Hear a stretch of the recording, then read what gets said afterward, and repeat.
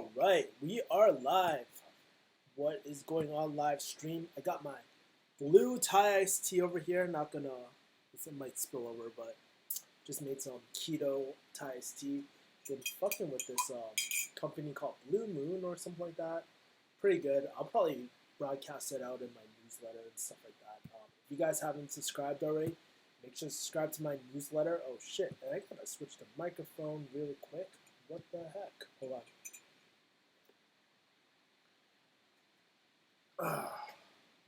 Technical difficulties, guys. Sorry. Here we go. Now my mic is working. Perfect.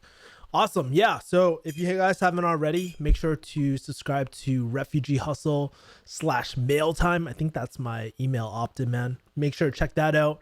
And one thing I've been really procrastinating, I've been actually working on a few different things. Wow, this is so weird seeing my live things in the background. I've been actually checking out some funds from Fidelity and comparing them Vanguard, all these new zero sum things. So if you want to check out my video, should be coming out tomorrow. I still got to shoot it, but check that out. Make sure to subscribe to kickassinvesting.com/YouTube. Follow my investing channel there. And I'm working on some articles right now for Refugee Hustle. Here's like some sneak preview of all my camera stuff and like my habit tracker article that I'm working on for you guys. So that's just the inner works, man. I really want to start being a lot more consistent with my articles and whatnot. But let me just change back to my camera view, and I hear some comments. We got Stuart in the house. By the way, if you guys are dropping into stream, make sure to like this video just so that it gets spread out into interwebs. And this is a Q&A session, I guess. We got Stuart, what's going on? We got Kevin with one of those happy faces as a profile picture. Love it. So we got Stuart, man. I'm currently doing pharmacy. I'm thinking about doing a naturopathy course because I learned that pharmacy might be obsolete in a few years since more people are going natural. And machines may take up the work. Do you think it's a good idea? It really depends, bro. Like, honestly, there is a huge trend of like mistrust between like pharmaceuticals and the whole like traditional medicine. There's definitely a huge career path. Like, there's definitely a huge pattern of people going more natural medicine and stuff like that too. I see it all the time. There's a reason why organic foods and all this sort of stuff is seeing the uprise, man. So if you want to catch the whole like trend and stuff, I think that might be a good time. Definitely, like, I was even talking to my acupuncturist recently, and she's telling me that she's been getting slammed with more and more patients every single week. So definitely I feel like, and this is based off anecdotal and what I've been noticing in the marketplace, there's a huge marketplace for that, man. So Kevin asks, what's gonna be in the revamped version of HTC? I saw it closed down. It's gonna be 10K. Honestly, I don't know. I have no clue, to be honest with you. If it is 10K, it better have like a good amount of skills, accountability, mentorship, because I'll tell you this, my opinion, and this is my opinion, I don't know like what other people think, but I don't think it's worth perhaps like 10K the way HTC is right now. It just doesn't have the level. After being in this industry, like of working with high ticket, it definitely does not, the way it currently is, it's definitely not worth 10K, but Dan will definitely have to make some adjustments there to make it 10K as well. BT says, how many student loans do you have currently? It was pretty interesting. I actually I had to fill out my forms for Dan Pena's Castle Seminar. I checked my student loans. I have about 50K left. Approximately, so that should tell you all that. And if y'all don't know my strategy, I'm actually paying the minimums on all my school loans and investing the money into businesses, my stocks and all that sort of stuff, and paying it off as slowly as possible, because if your rate of return is higher than your interest rate, it makes sense to do that. So but only if you can sleep at night. I actually learned it from this book. Great book by Ramit Sethi. Check it out. I Will Teach You Be Rich. One of my favorite books, guys. This is the new version. I also have the OG version, both are autographed by Ramit. He's like, Kevin, first edition, Ramit Sethi. This is the original book that I learned how to invest and all that. So it's a really oh shit, it's a really solid book.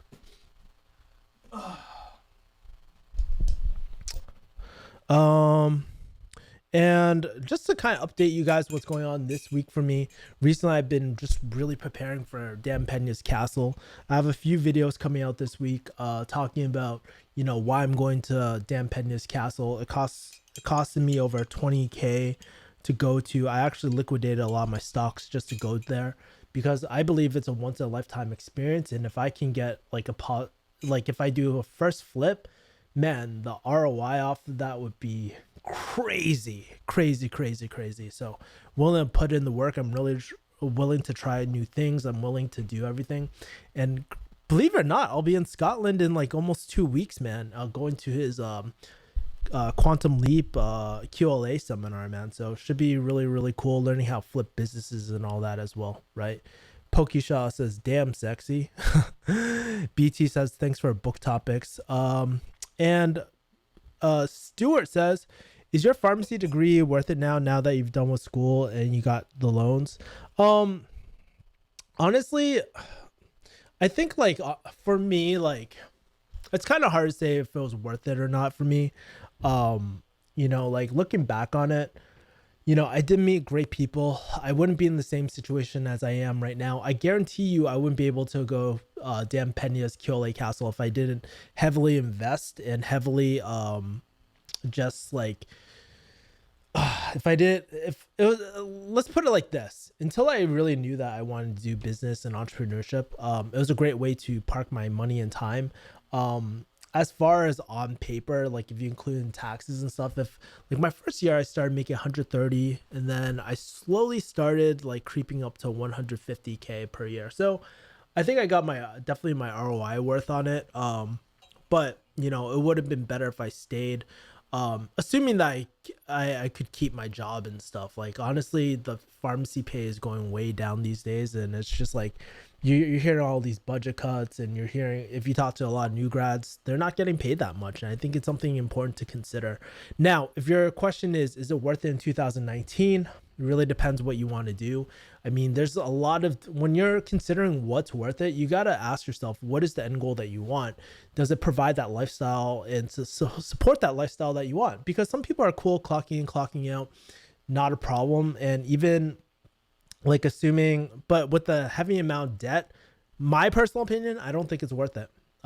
That's what I feel. But if you feel like it's going to be a fulfilling job for you and stuff, and you can maybe start a side gig or side hustle, man, perfect for some people, man. I mean, I never like to discount things. I'll tell you this though, I probably wouldn't do it again. It's like no lie, bro. So where's the castle located? It says Kevin. It's actually located in Scotland. So it's at Guthrie. So let me kind of show you. Let me show you this really quick. Guthrie Castle. This is where Dan Pena is located. So if you guys don't know who Dan Pena is, he's actually this $50 billion man, whoever, or $50 million man, $50 billion man. Now he goes by the $50 trillion man. But this is the castle I'll be staying at right here.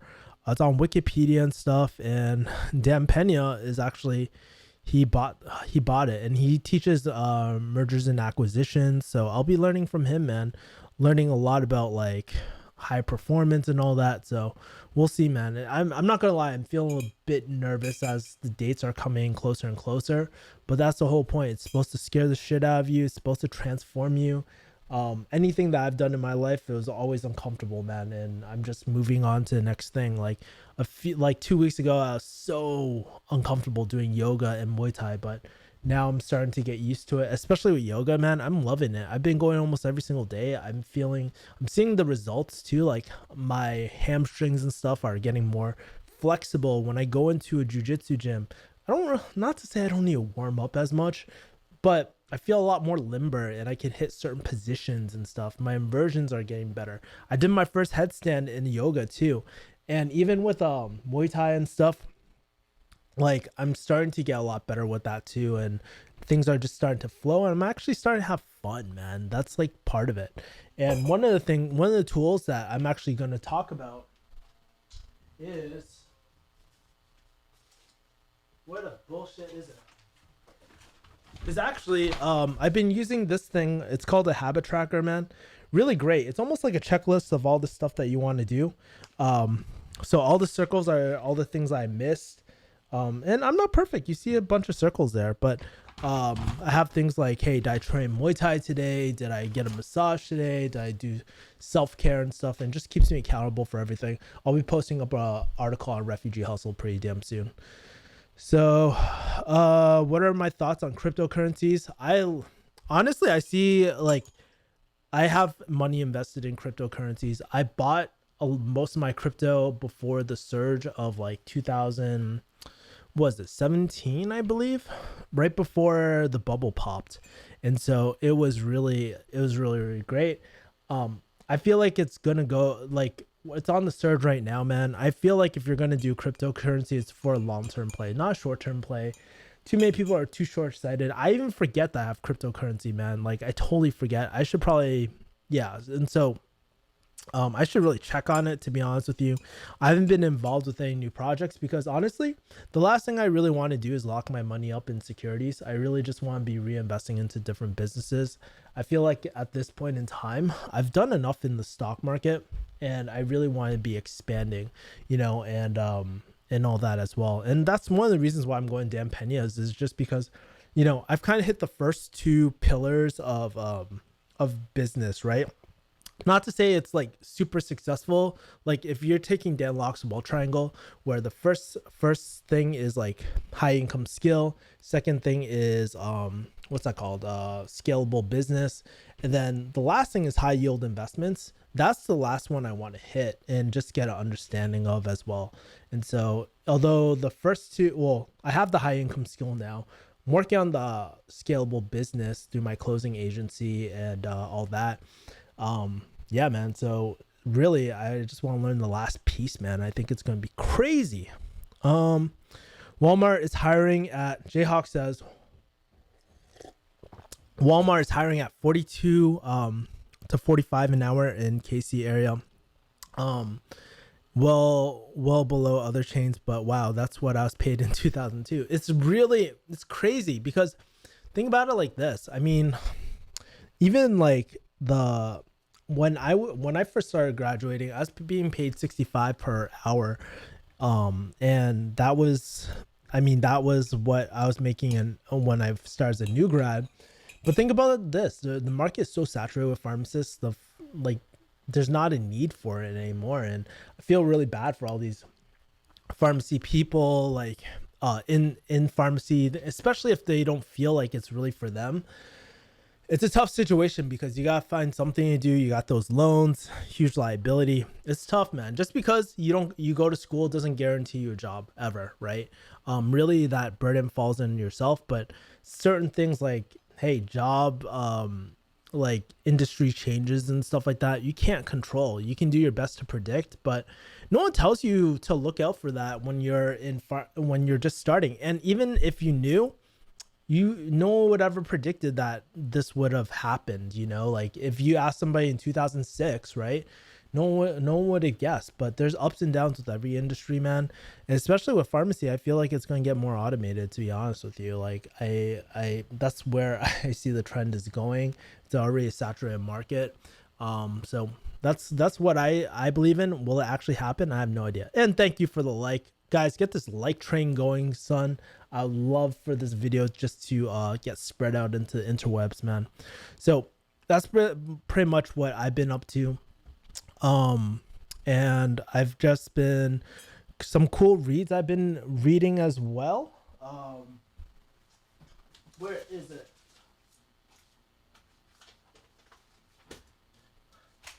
To prepare for Dan Pena's QLA, I've been actually reading the Personal MBA. This is a really great book. If you're new to business, I highly recommend this book.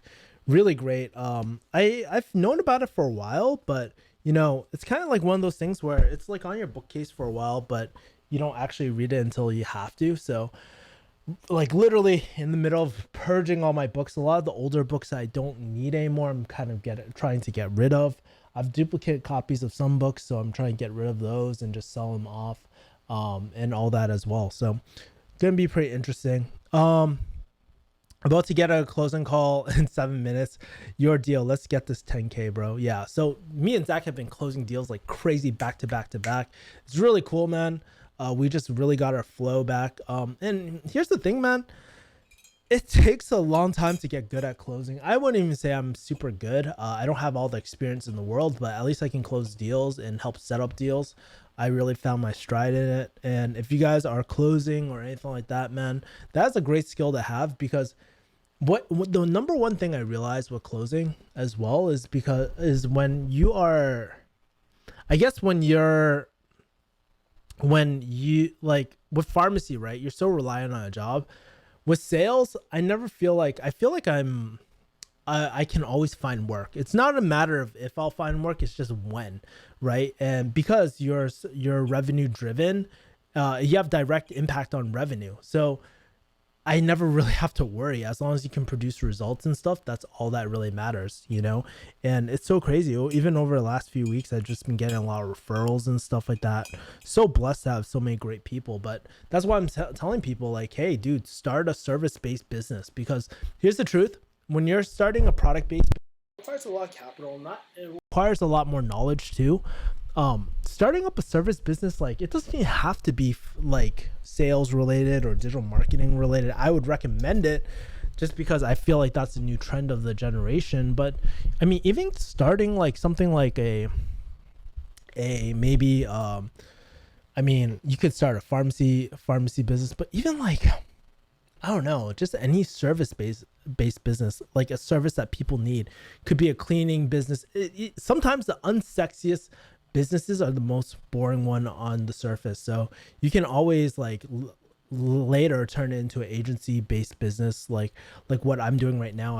I basically met so many salespeople that I'm trying to really scale up my closing agency too. And you can do that with any business. Like you can have your own cleaning business that you don't even have to step foot in. People do that with construction and all that as well. And by the way, pretty cool thing. I've talked to a lot of construction people recently, and a lot of them are fucking balling, son. They have all this crazy cash flow. So the reason why I bring this up is because, you know, just because you're never just stuck in one career, right? If your current career, like pharmacy or something, is saturated, there's always new other industries. Don't limit yourself or cap yourself. Just like the biggest mistake I see people make is just like trapping themselves in a box because they did pharmacy. They believe that, you know, this is the only career that they can do, right? When there's so many damn careers out there, it's really important just to be open, try a lot of new things. Like, for example, I was a pharmacist too, but, you know, I broke out. I found my way in digital marketing and I found my way in sales, you know, and it's really cool. I think this year has really taught me, like, it's never too late to reinvent yourself. Don't hold on to old identities, man. So that's like what I'm preaching today, man. So how does my closing agency work? Looking for closers. Currently, I'm not really looking for closers. Usually the closers I usually hire are, you know, super experienced. I've worked with them previously on another deal and whatnot. Like, I have working experience with them. In general, like, my closing agency is pretty simple, man. Like, people hit me up. I realize that I can't do all the fulfillment. I want to provide opportunities for not only my client, but also other closers that are really great, you know. And I just love having a team where we're just all on the same page and stuff, and it just feels great. So guys, by the way, for those 5 people who haven't liked this video, make sure to hit that like button right now, man. Unless you're driving. If you're driving, no sweat. Don't want you to get in a car crash or anything like that, but would really appreciate it. Entai Raku says, hello, what's going on? What's your main industry when closing? As far as industries, I typically like digital market, like either digital marketing. It has to be digital marketing related, right? I don't do physical products for the most part. So you won't see me selling cars and stuff. Usually it's mentorships. Usually it's services like B2B services. So for example, one of my clients, we sell digital marketing packages and stuff like that. And Facebook, like Facebook ad agency services, A to Z pretty much. So that's like one of my clients, but usually it's always in the high ticket space as well, and focusing on those offers. Usually like I don't, here's the thing, I don't mind doing B2C, but and when I say B2C, it means like business to customer. So you're talking to like everyday people. I don't typically like talking to those people just because they're not in the mind to invest. Most people are consumer based, right? Like they're so focused on like, oh, cost rather than ROI. With the business owners, when I talk to them, they're usually, most of the time, they are more ROI based, and they're just more motivating to talk to, man. I just like talking to those caliber people a lot more. But nothing wrong with B2C too, man. Like, but I've done pretty much both, and you know, it's pretty interesting, man. Like, so those are the type of offers I focus on for the most part. But yeah.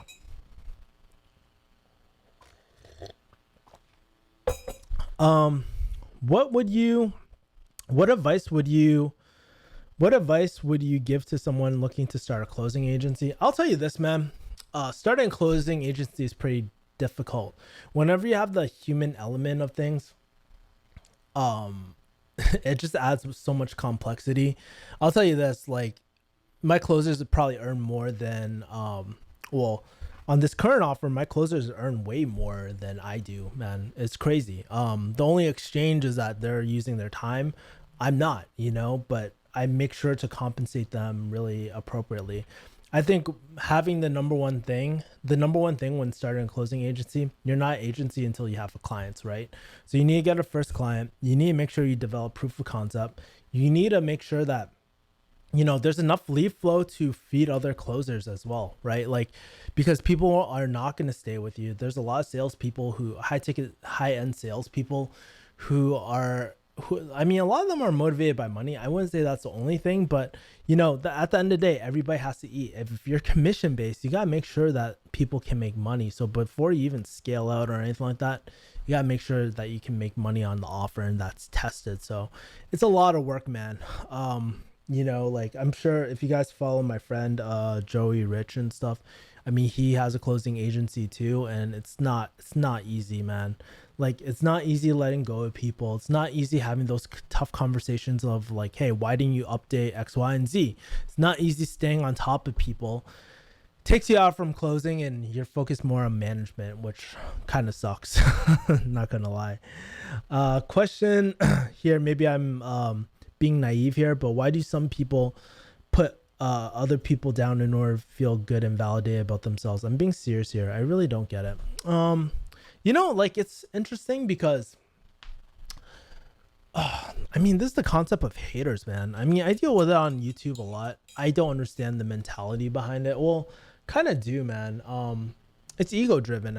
At the end of the day, right? It's like a lot of people, they don't have the, and this is kind of going kind of like speculative and all that as well, but really at the end of the day, like a lot of these people who drag you down, they don't have control over their own life, right? So they take it out on you, and by controlling your emotional state, they finally have control of something, right? And maybe it could be jealousy, it could be envy, all these little things.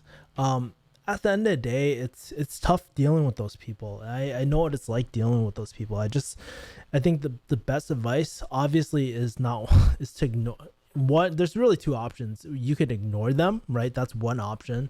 But really the second option is to, and I wouldn't recommend this for most people, but typically, like I saw this really interesting post by Ramit Sethi. I'll actually pull up his email. I think it's a really interesting topic about the psychology of haters.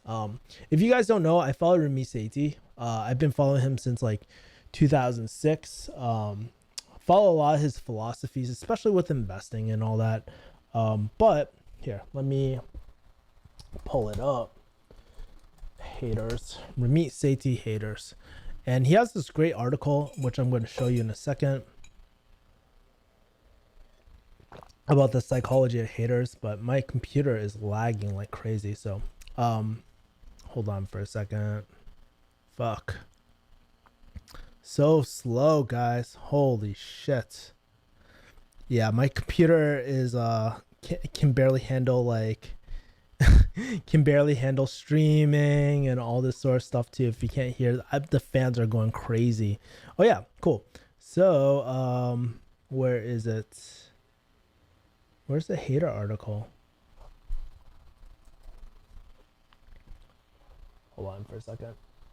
Haters. Oh, can't find it. Oh well. Can't find it. Oh well. But yeah, this really great article about haters and stuff like that. Maybe I'll post it in the description later after the stream, but don't want to waste too much time on it. But he was just talking about like basically their lives are pretty wrecked as well. So pretty interesting. Jose Lorenzo Rodriguez, what's going on? When in a meeting and you're trying to find the best fit for whoever you're talking to, how do you make a customized deal without the owner of the service being present? Well, typically if it's like a major B2B deal, what you will always want to do is make sure to, like, it depends, right? If you're running a Facebook ad agency or you're doing any type of agency work, it's not going to be a one call close, right? Typically the buying cycle is a lot longer. Basically, you have to take the information that you have, especially if you're doing any digital marketing, you have to bring it back to fulfillment. They have to do an audit, usually of the service, and create a proposal, right? And that's usually how B2B things work. Once they get tons of proposals and whatnot, they're probably looking at different vendors, and so basically you have to have a really solid presentation for people to move on typically. So usually it's an agreement between like you and the business owner before you get on the phone and stuff like that, and before you talk to clients as well, because it's kind of hard too. It really depends what type of thing you're selling as well. But yeah. Oh, please share. Heard a podcast with him yesterday, and thank you for answering my question, man. I appreciate it. Yeah, feel free to ask any questions during this time, man. This is like my kumbaya moment with you guys. I just love I just you know I just love connecting with you guys every single week and stuff. So if there's anything I can, where is it? Oh, if there's anything I can do to help you guys, like, this is the time to ask, man. Been really slow with a lot of my been really slow answering a lot of my emails recently. I've been just getting back to them. So if you've gotten you should like pretty much all my emails are almost caught up. I think I have like 5 emails I haven't responded to yet, but I mean pretty much like I'm all caught up with it.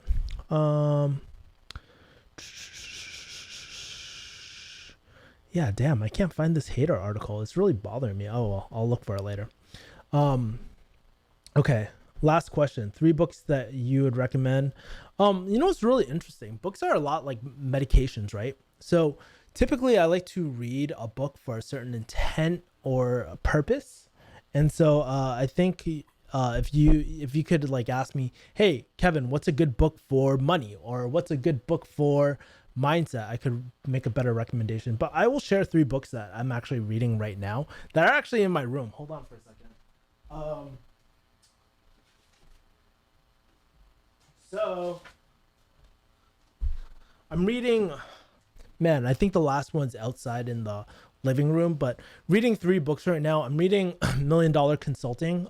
It's not here. That's the one that's out there, but I'm reading Million Dollar Consulting. Really great book on how consulting works and stuff, because essentially what I do, I'm a consultant nowadays. So that's what I do. Been reading Dean Graziosi's Millionaire Success Habits. Pretty good book. And also the Personal MBA. I literally been taking notes on the Personal MBA because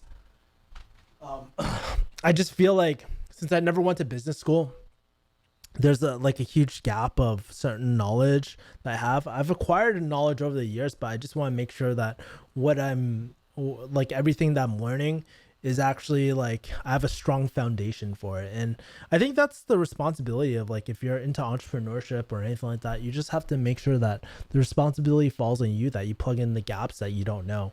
I mean, in the past, like, I feel like sometimes people are just so passive about their learning, man. I'm always like trying to analyze like, hey, what am I really good at? What am I lacking? What is holding me back from my highest self, or my um high performing self. What, like, if I knew these things. And it's really interesting, man. The personal MBA I'm really liking a lot because it's been changing a lot of my mindset and my frameworks, right? Typically the reason why we're in the situation we're in is because we ask shitty questions, and I'm realizing the importance of questions not only through closing but also personal development, right? If you don't ask yourself the right questions, it's really tough, man. So yeah. um Keep up that jujitsu training, says BT. So I've been doing jujitsu, man, and Muay Thai, man. Muay Thai has been pretty crazy. I've been like getting lit up. I got lit up by a 14-year-old last week. Well, not lit up, but we're going light. I was getting beat up by this guy who's been doing it for 3 years. Pretty cool stuff, man. Like, I'm really enjoying it. I'm really enjoying the flow. I actually fucked up my leg because I kicked him. He checked it and hit my ankle, man. So the top of my ankle, I was like, fuck, dude. So I was like limping around. It's a lot better today. Been doing a lot of yoga, got a massage and stuff like that. So a lot better. It wasn't fractured or anything like that. But even jujitsu, man, like, I'm working on a lot of my chokes and stuff like that, chaining my processes, just flowing a lot more. Been going against some of the big guys, and recently, even in my current state, sometimes I don't even feel like training sometimes, but I force myself to go. And I think that's the point of being a professional, is like doing things even though when you don't feel like it. Performing at your highest self when you don't feel like it. Dan Pena, I was listening to London Real's interview with Dan Pena. There was some quote in that interview that Dan was talking about. So yeah, it really made me think like, okay, even though I don't want to be here, I still try to perform my best, right? So yeah. Kevin says, thanks so much. $1 million consulting, the perfect medication I needed to read. Same for personal MBA. Yeah, it's a really great book, man. I guarantee if you read consulting books, it will help your closing, because that's the type of closing that you want to have. Really good book too for consultative sales is actually Spin Selling. I haven't really read the book, but I use the framework of situation, problem, implication, need / payoff. This is a really solid way to sell, because sometimes people will ask questions, like prospects will ask questions to you that are completely non-related, and if you can focus back to them, their needs, then you can have a recommendation. A lot of time, like, people will ask like irrelevant questions, like how much does it cost, how much is like, those questions are completely irrelevant to this call. It's out of the focus of this call. So really, if you focus on frameworks, you can just circle back and just be like, hey, we'll get there. We need to focus on this XYZ so I can get a better understanding of your situation and create a customized solution for yourself, right? And determine whether this solution even fits your problem, right? And I think it's one thing to be able to say that out. It's another thing to internalize it and really believe it, because then they can throw anything at you. And no, there's a certain process to everything. And if they don't want to stick to the process, we have no phone call, right? You're not the right client, because chances are if they're paying an ass on this call, and most likely they're going to be a nightmare client on the back end too. So that's something I'm always avoiding too. Guys, remember, gently smash that like button. Appreciate it, JC, the black guy. Would love that, man. Another person I've been listening to recently a lot is actually Jocko Willink. He has this great book called Extreme Ownership. I read it like a few years ago. I haven't picked it up since. I probably should read it again. But He has a great leadership podcast. I listen to it every single morning because a lot of the situations, like JC, if you're asking about the agency stuff, it's a lot about people management and how to follow up with people and how to do this. Like it's a really great way to have that positive reinforcement every single morning, just so that I know what to do, how to hold people accountable. And guess what? I'm still new, like I'm still relatively new. My leadership skills, I know it's really funny. Like back in pharmacy, I thought my leadership skills were really good. Actually, they fucking suck ass, right?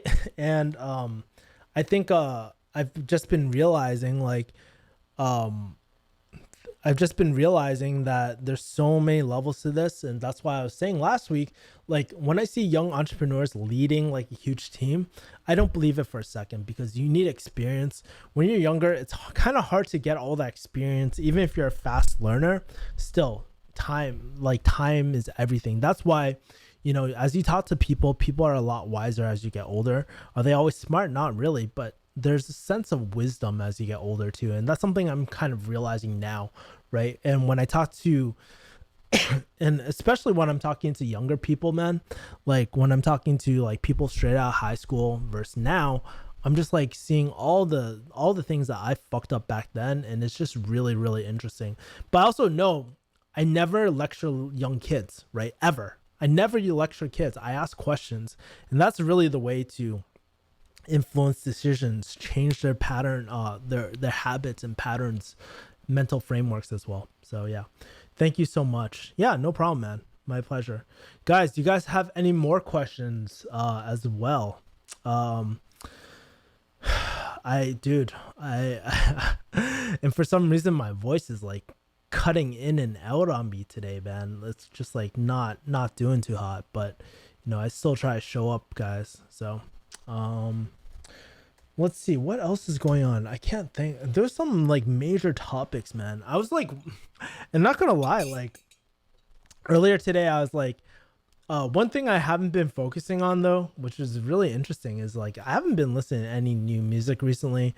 I was actually listening to, well, I'm not gonna play it because it'll get demonetized, but where's Yelp or YouTube? I've been listening to a lot of like the new music these days, and it's a lot of the beats are pretty hot, man.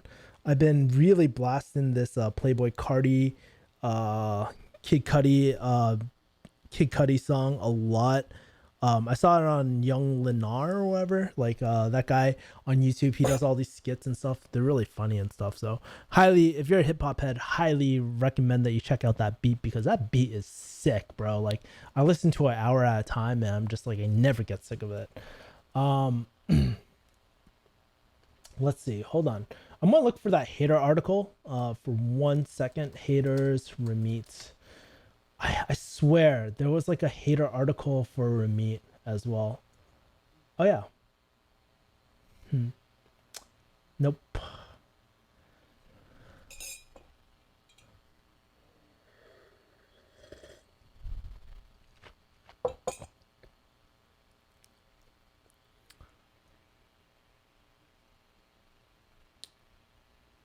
Man. Damn it. Damn it. Oh, such a great article, and I can't find it. Fuck. Oh well. All right, guys. Well, if you guys don't have anything else, I'm probably gonna wrap up the stream very soon. So make sure to put all your questions right now. Otherwise, I'm gonna end the stream. We got something for Kevin. I'm a senior in high school, and I want to start digital marketing ASAP. I want to focus on that when I go to my local community college. I know that's kind of broad, but you think that would be worth it? Well, I'll tell you this, man. One of the best, one of the guy, like, so one of my friends, he's teaching digital marketing, man.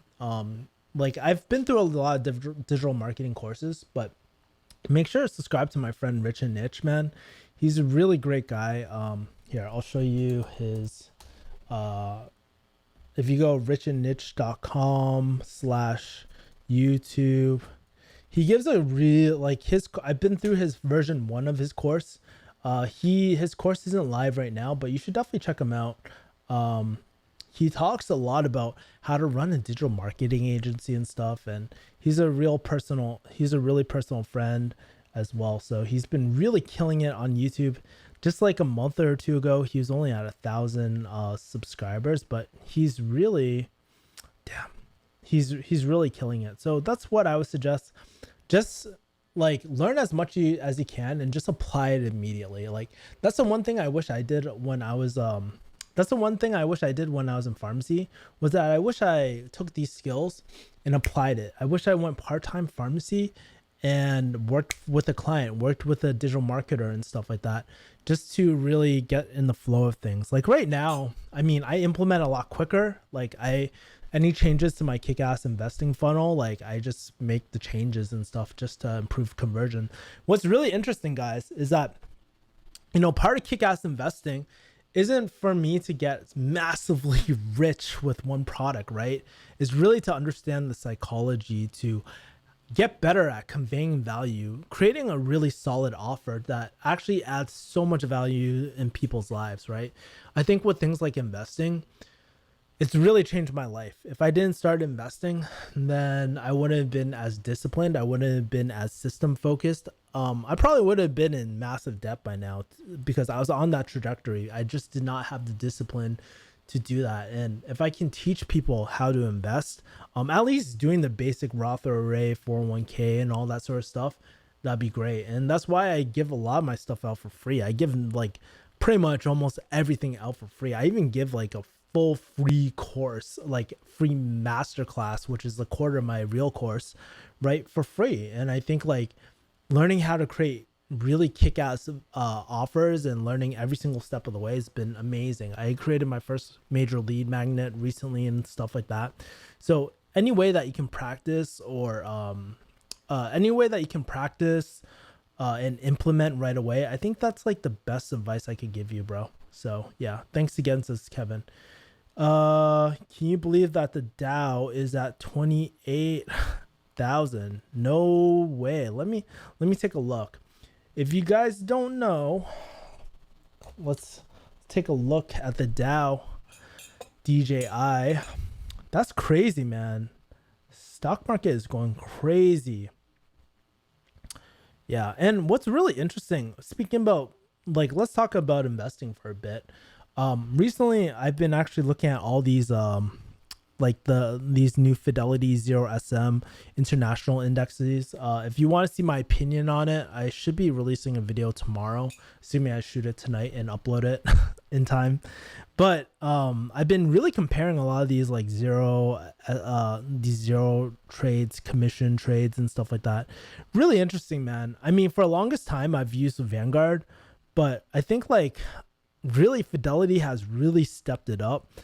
I'm not saying I'm going to switch all my stuff over to Fidelity quite yet, but I'm considering it. If things don't perk up within a year or so, like I'm looking at performance, I'm looking at all these different things, man. And it's just like, there's no minimums with Fidelity.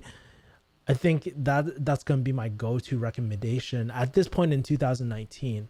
Things could definitely change. I feel like Vanguard has to change the offers because they offer like their minimums are way too high. They're not competitive with the current marketplace.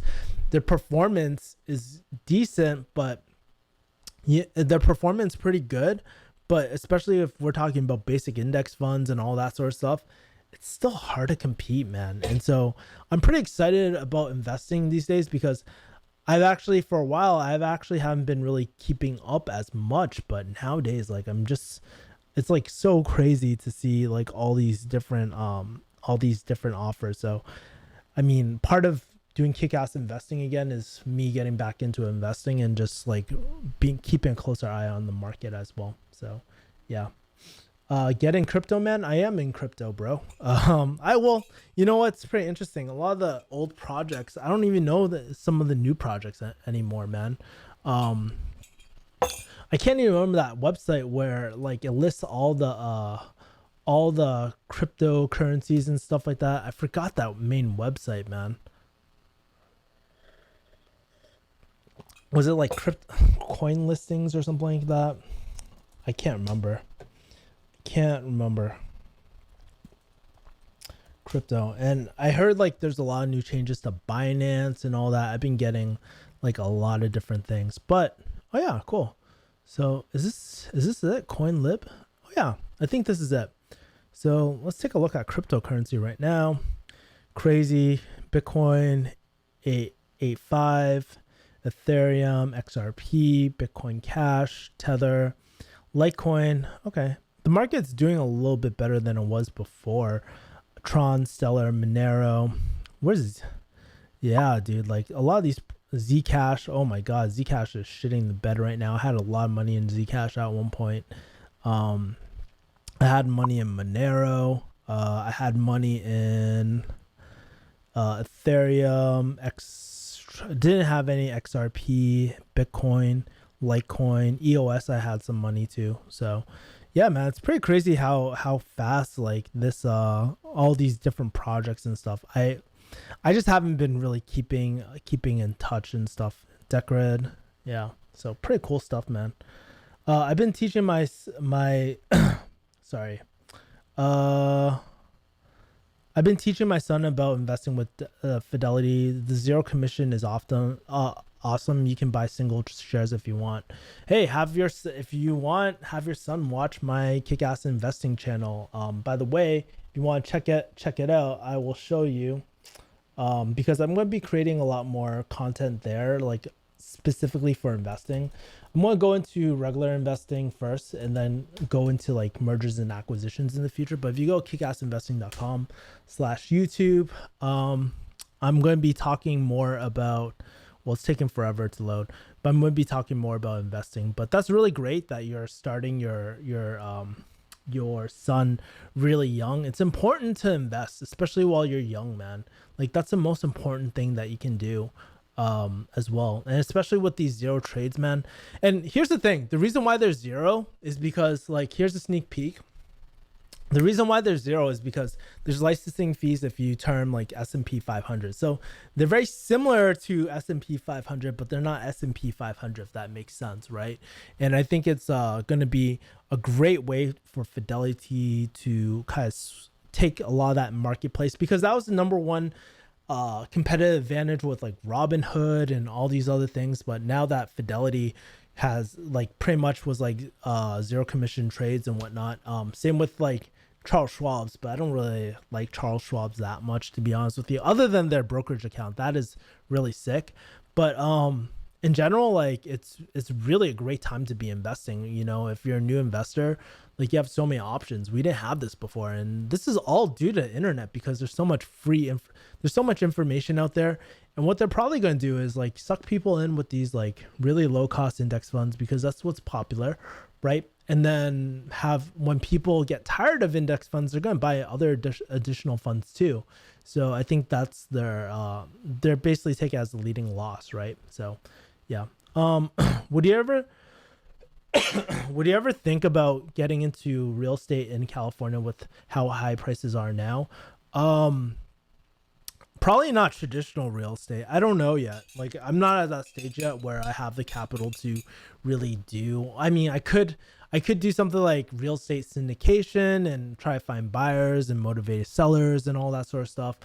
That I definitely could do that, but I don't know. Like, I just want to stick to my strengths, and I don't feel like real estate is really my strength at this point. If I were to do it, I'd probably hire or create a team with like somebody who's specialized in it, because I mean, it's a whole nother skill set in itself doing real estate and stuff. I'm not someone who can, dude, you asked me to go into a house and see if it like I don't have an eye for certain things. I know you can hire inspectors and all that, and you should hire inspector. I know the process, but I just don't feel confident in it, man. And that's where mentors would really come in.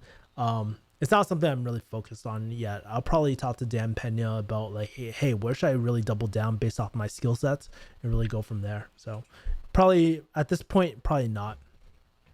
How much do you think is a good yearly income for a 20-year-old in Cali? I mean, like, honestly, that's such a broad question, man.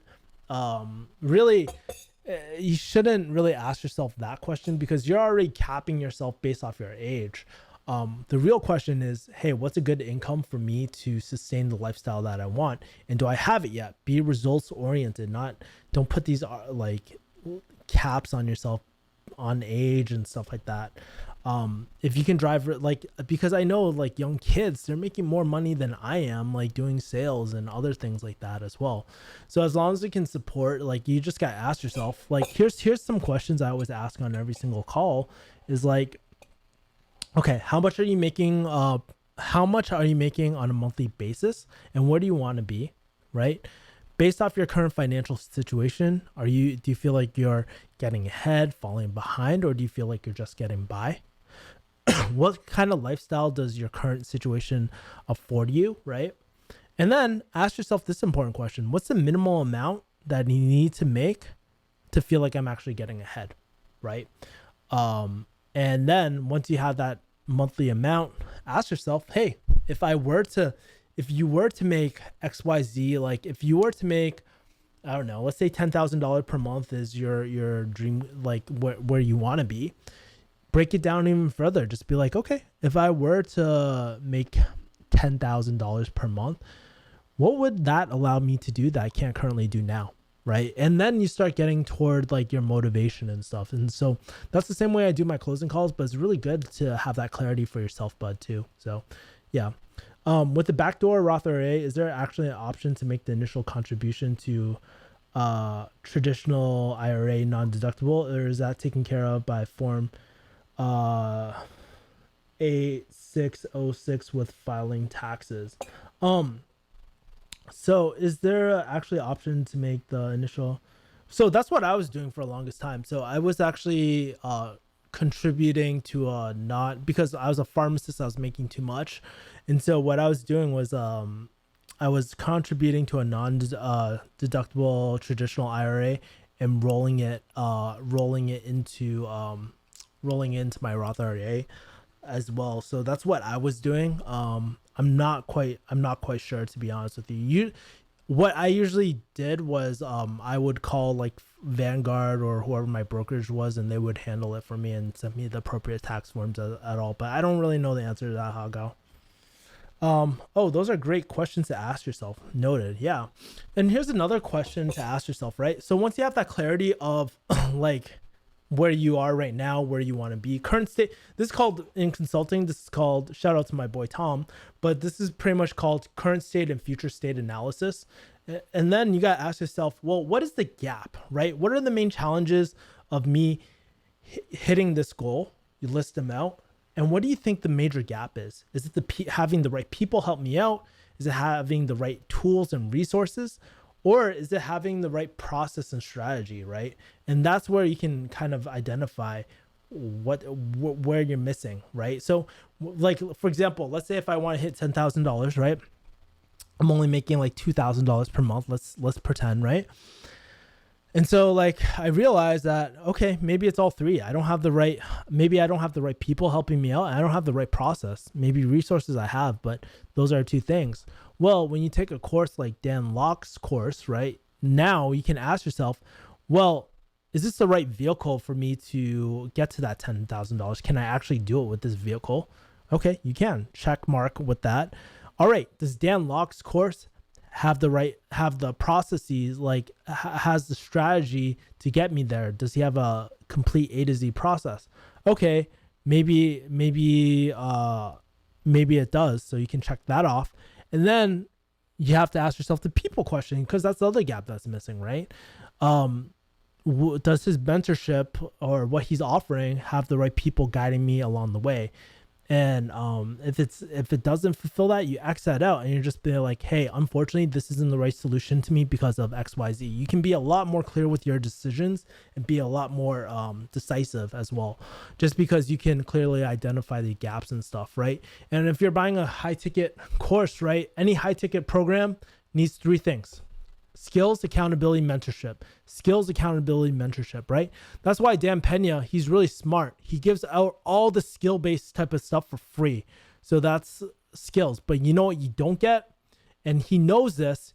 With no accountability, no mentorship, it doesn't mean jack shit. You won't be able to get to your destination, because even if you have all the right knowledge, you don't have the experience to know what to do in that particular situation, and you won't have the confidence to execute. Some people might, like obviously there's always people that can't do it with just the skills, and they can hold accountability and maybe luck of the draw on mentorship, right? But definitely like that's something to always consider when you're doing high ticket programs and stuff like that. That's something new I learned probably within the last year. So cool. Guys, any other questions, man? This is coming up near the end of the hour. Ente, any final questions? JC the Black Guy, any questions? Jayhawk Farm, would love to kind of hear everything from you guys. Hagao, I would love to hear from you too. Man, that's some good Thai iced tea. Damn. Like, dude, I was looking. So, funny story about this Thai iced tea. I'll probably share it on my newsletter. But cool thing about this Thai iced tea, it comes in a blue color. There's no dyes. That's the actual color of the Thai iced tea. And yeah, man, like it's really fucking good. There's no dyes. It's like all natural, organic, and stuff like that too. I think it's organic. Yeah. So, Siam Zakwan says, "What, Kevin? What do you do for a living, man? Have you been sleeping under a rock, bro?" I do high ticket sales and run my own sales agency and YouTube. Dude, here's the thing, man.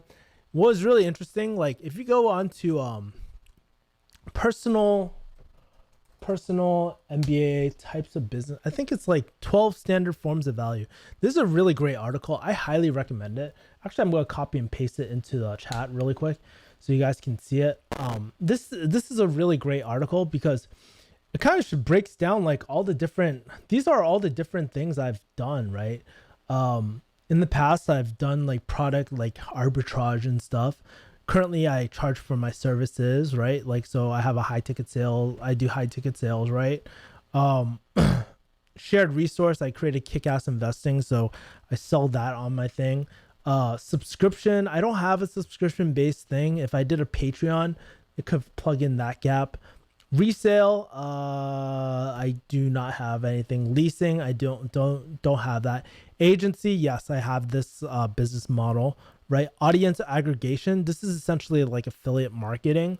Is where you have a traffic or audience. So whenever I post my links in my videos, I get a small cut for making that recommendation. That's how I get like brand deals for like balding razors and books and stuff. So that's that. Loan, I've done this with peer-to-peer lending. Option, I've never done before. Insurance, I don't do.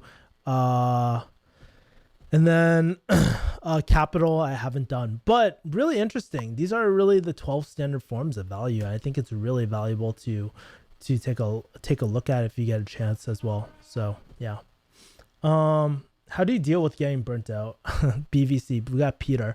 How do you deal with getting burnt out, stress, emotional, physical, and what grounds you? So guys, I want to show you something because I'm not perfect, guys. And I want to show you something that I've been building for a while. I think it's refugee hustle / let me just check. That is a great question because what I realized is that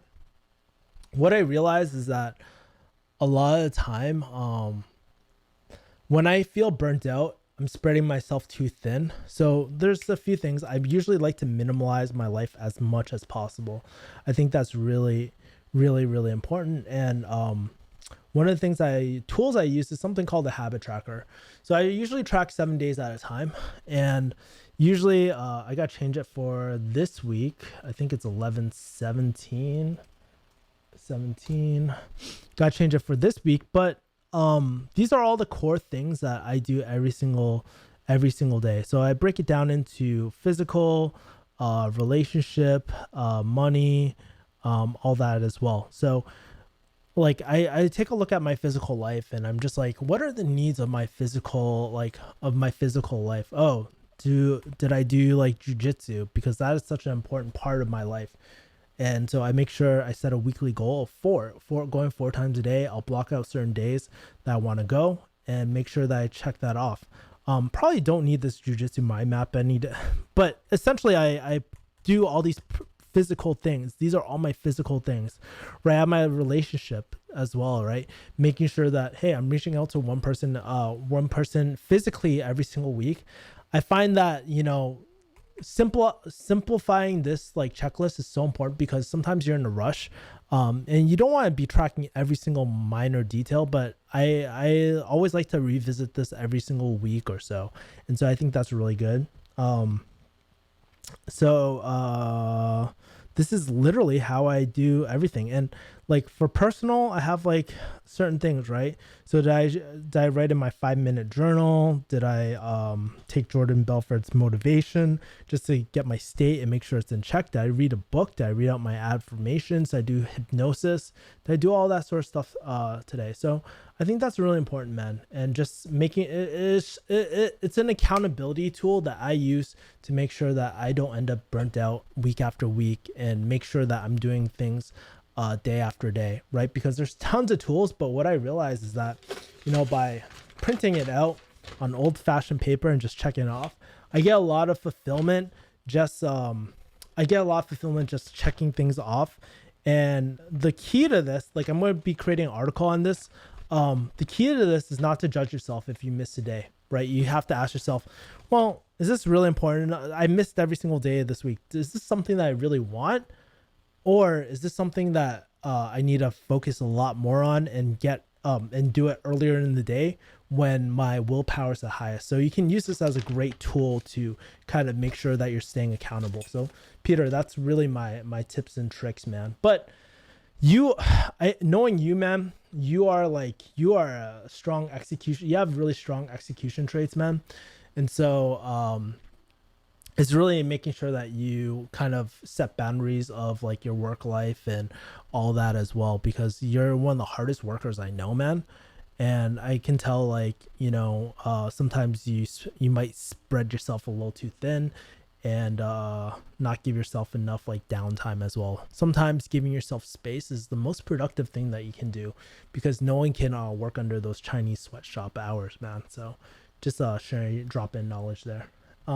Entai says, actual question. Do you think YouTube is a good side idea while having a full-time or a job or being in school? I always want to start, but I have no idea who my audience could be. Hey, guess what? Join the club. I never knew what my audience would be. If you can't tell, like I have a mishmash of all these random people. And I would say, it's great to start a YouTube channel. But it's really hard if you're trying to make a full-time living out of it. I highly suggest, like, it's really great for PMP, like personal marketing plan. It's one of the ways that I've gotten clients just because of my YouTube following.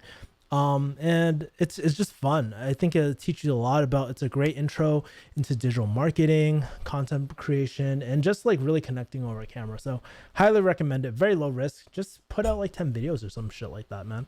So yeah. Would you say BVC? Peter says the prayer position. By the way, I would love to get a Muay Thai session out of you because I'm getting 6 classes into it. I'm getting lit up by 14-year-olds, so I guarantee that you probably light me up too, Peter. So FYI.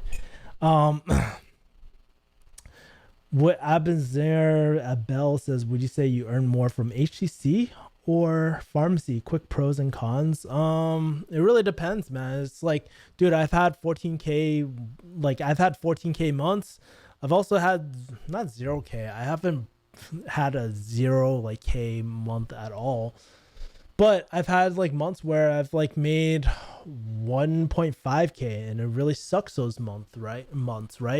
So those are not apples to oranges. I would tell you this, like, in short, having your own business and being a revenue driver, like doing high ticket sales, there's no cap of what you can do, and it's based off your client too. The only limitation is your energy, how much time you have in a day. But with pharmacy, it's more set, stable, and you have to go into a huge amount of debt. I would say to do high ticket sales, it's going to be a really uphill battle for you, man, like getting good at it. And then when you are good, I wouldn't say easy, but you're just like opening your mouth and just like really, it's like a mental jiu-jitsu game. That's what I feel. I feel like it's a mental jiu-jitsu game. How do I not convince this person to do to do XYZ. It's not a manipulation game, but it's why does this person want to do it? And it's like really getting clarity for both parties to see why they want to do a certain mentorship, open up a certain business, or take this certain course to fill the gap in their life, right? And as soon as you start thinking about that, like it gets a lot easier. But two completely different things, man, as well, right? So yeah. All right, guys, my voice is like dying. If you can't hear, I need to save my voice just because I have sales calls tomorrow. Guys, make sure to like my channel. If you haven't already, support my channels, man. If you could go refugeehustle.com, sign up for my email list right there, would really appreciate it. I'll be sending out some like personal things like my habit trackers and stuff to that email. Check out kickassinvesting.com, sign up for the emailing list there, and sign up for the YouTube channel, kickassinvesting.com/YouTube. Links are all below, man. Would really appreciate if you guys follow me, especially as I'm building up my new investing channel. It's like pretty much starting from brand new again, so would really appreciate the love. And shout out to my boy Peter too for helping me start up the YouTube channel and stuff. You should go follow him for any sort of like gear advice or tech review gear type of advice. He actually did a review of an IKEA chair that I was gonna look at, by the way, so I thought that was pretty funny. Finally, last question. What is Ty, I'll answer this last question before I leave. What is your recommendation to those that want to do affiliate marketing? Man, it's really easy to burn a lot of money with affiliate marketing. I would tell you go organic. Like first, like just get used to, like there's so many different ways to do affiliate marketing. You can do paid traffic, you can do organic traffic. I would tell you to do this, man. Just create like really great, I think reviews are the best ways to do affiliate marketing, man. Like just talking about your opinion on a certain product is like one of the best ways. It's been one of the easy ways. Like how did I become an authority for balding? It's just because I posted a freaking review. I just had an opinion, and I just shared my experience with people. So I think that's the best way. Malin Darris has a great, here, let me open this up. Malin Darris, he has a great site as well. He talks a lot about affiliate marketing. Really followed him for a long time. Charles Ngo has a really great program as well. I haven't taken his like high ticket program or anything like that, but as far as free content, he's given a lot out there. He's given monster guides out there, man. So those are some great people to follow for affiliate marketing. There's also like StackThatMoney.com, STM. Been a while. Stack That Money. Yeah, there's the affiliate marketing community there. It's all great stuff, but you can definitely burn a lot of money doing affiliate marketing. I know I did with all these subscription services as well. So tried it. I think like for me, I stick to organic. I don't really do paid, although I could do paid and probably have a better sense now, but a lot of it is kind of sketchy too, because a lot of them like they rip other working like campaigns and stuff like that. So it gets kind of tricky, man. And there's like a bit of coding sometimes involved as well. So FYI. But guys, if you guys got any more questions, I'll talk to you guys later. And yeah, man, thanks for tuning in. Thanks for spending your Sunday with me. And I'll talk to you guys later. Peace, my people. And make sure to like this video.